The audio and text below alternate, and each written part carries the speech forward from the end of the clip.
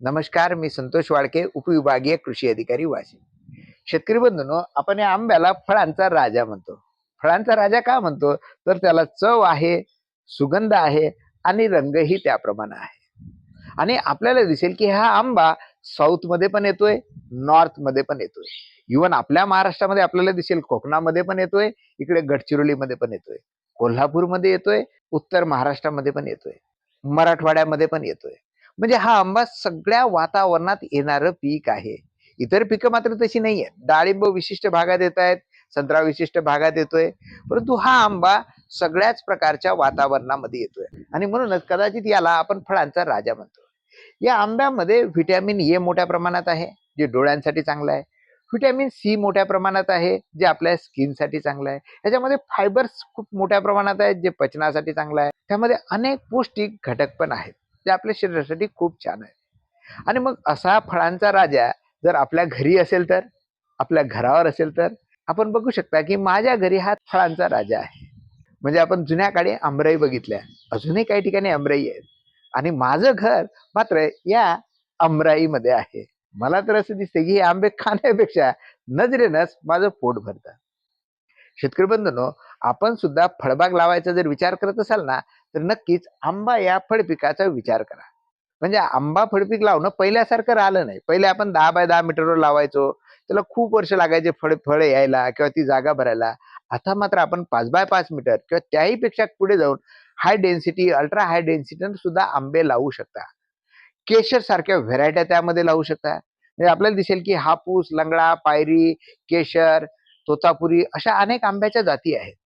किंवा आपण त्याही पुढे जाऊन पाहिलं तर अशा गावरानी आंब्याच्या बाबतीत तर आपल्याला दिसेल की प्रत्येक आंब्याचं झाड ही एक वेगळी व्हेरायटी आहे.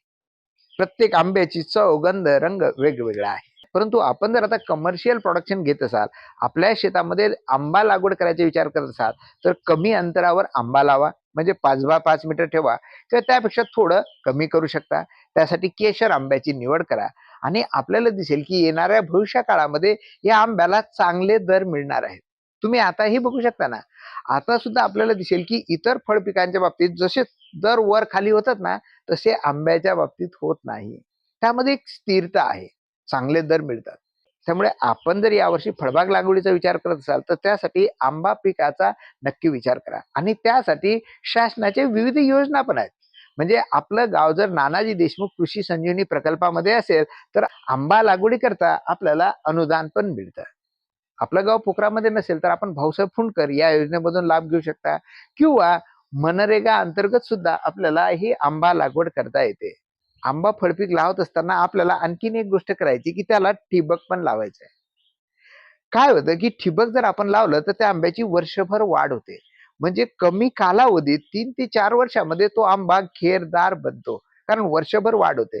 अन्यथा आंबा काही कालावधीत वाढतो, मरत नाही, पण पाहिजे तशी त्याची वाढ होत नाही. आणि मग जर आपल्याला एक ठिबक लावायची तर PM-KSY अंतर्गत आपल्याला ठिबक सुद्धा लावता येते. त्यासाठी आपल्या गावातील संबंधित सहाय्यक कृषी अधिकारी यांना संपर्क साधा. ते आपल्याला आंबा फळपीक लावण्यासंबंधी मार्गदर्शन पण करतील. त्यासाठी अनुदान पण उपलब्ध करून देतील. सोबतच आपण जी ठिबक लावणार त्यासाठी सुद्धा अनुदान मिळवण्यासाठी ते आपल्याला मार्गदर्शन करतील. तर नक्कीच या वर्षी आंबा पिकाची लागवड आपण आपल्या शेतामध्ये करू शकता. शेतकरी बंधूंनो, मी आपल्याला सांगू इच्छितो की जर आंबा फळ आपल्या शेतात, आपल्या घरामध्ये असेल ना, तर वाह! वेगळीच मजा असते.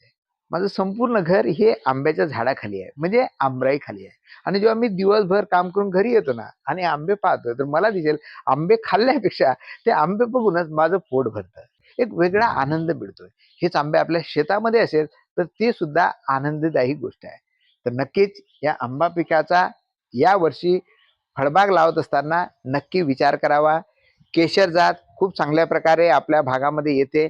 भाव सुद्धा त्याला खूप चांगल्या प्रकारे राहतोय. चव सुद्धा त्याची खूप छान आहे. तर आपण त्याचा नक्की विचार करावा. धन्यवाद.